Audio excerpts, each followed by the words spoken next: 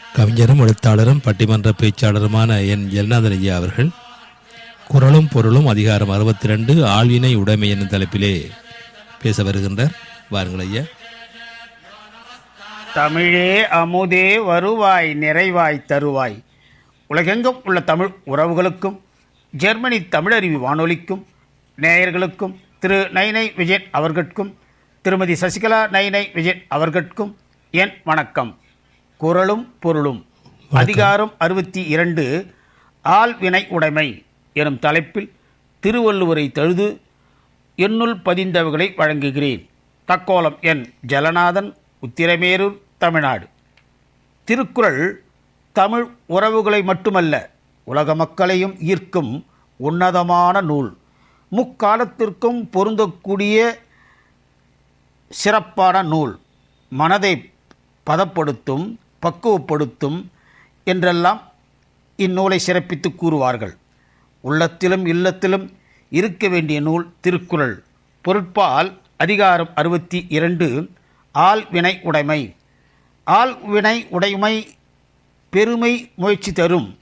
ஒரு வினையை செய்தல் அருமை உடைத்தென்று முயலாமை தவிர்த்தல் வேண்டும். முயற்சி தனக்கு பெருமையை தருமாம். இனி ஆழ்வினை உடைமை அதிகாரத்தில் உள்ள குறளையும் பொருளையும் சிந்திப்போம். 62 அதிகாரம் 62 ஆழ்வினை உடைமை. 611வது குறள். அருமை உடைத்து என்று அசவாமை வேண்டும், பெருமை முயற்சி தரும். ஒரு செயலை செய்யும் முன் செய்வதற்கரியது என மலைக்க வேண்டாம். சிறந்த முயற்சி பெருமையை தரும். 612 வினைக்கண் வினைக்கடல் ஓம்பல் வினைக்குறை தீர்ந்தாரின் தீர்ந்தன்று உலகு. செயலை குறைவின்றி செய்து முடிக்க வேண்டும். செயலை குறைவாக விட்டவரை இவ்வுலகு கைவிடும். 613 தாளாண்மை என்னும் தகமைக்கண் தங்கிற்றே வேளாண்மை என்னும் செருக்கு. பிறர்க்கு உதவும் உயர்ந்த எண்ணம் விடாமுயற்சியுடன் உழைப்பவரிடம் உண்டாகும். 614 தாளாண்மை இல்லாதான் வேளாண்மை பேடிகை வாள் ஆண்மை போல கெடும். முயற்சி இல்லாதவன் யாவர்க்கும் உதவ முயல்வது பேடி பகைவர் முன் வாள் வீச முயல்வது போன்றதாகும்.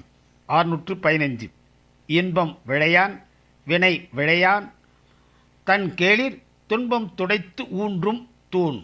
இன்பம் விரும்பாது செயல் முடிப்பதையே விரும்புபவன் தன் உறவினரின் துன்பம் தாங்கும் தூணாவான்.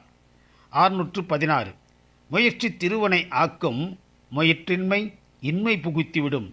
முயற்சி ஒருவனுக்கு செல்வத்தை பெருகச் செய்யும், முயற்சியின்மை வறுமையை கொடுக்கும்.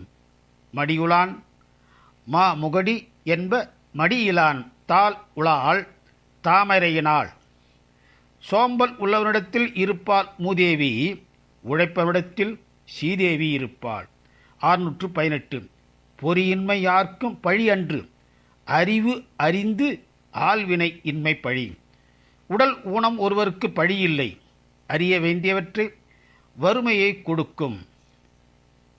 619 தெய்வத்தான் ஆகாது எனினும் முயற்சி தன் மெய்வருத்த கூலி தரும். ஒரு செயல் தெய்வத்தால் விதி பயனின்றி போகுமானாலும் உடல் வருத்திய முயற்சிக்கு கூலி உண்டு. 620வது திருக்குறள். உழையும் உப்பக்கம் காண்பார், உழைவு இன்றி தாழாது உஞட்டுபவர். மனம் தளராமலும் காலம் தாழ்த்தாலும் உழைப்பவர் முயற்சியைக் கண்டு தடையான விதியும் தோல்வியுறும்.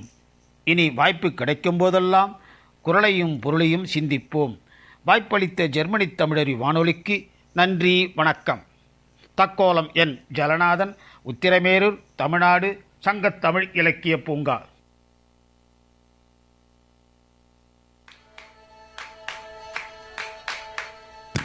ஆம், குரலும் பொருளும் தந்தவர் தக்கோலத்திலிருந்து முனைவர் பேராசிரியர் பட்டிமன்ற பேச்சாளர் தக்கோலம் என் ஜெகநாதன் ஐயா அவர்கள். நன்றிகள் ஐயா. மீண்டும் மீண்டும் இணைந்து சிறப்பியுங்கள். நன்றி, வணக்கம்.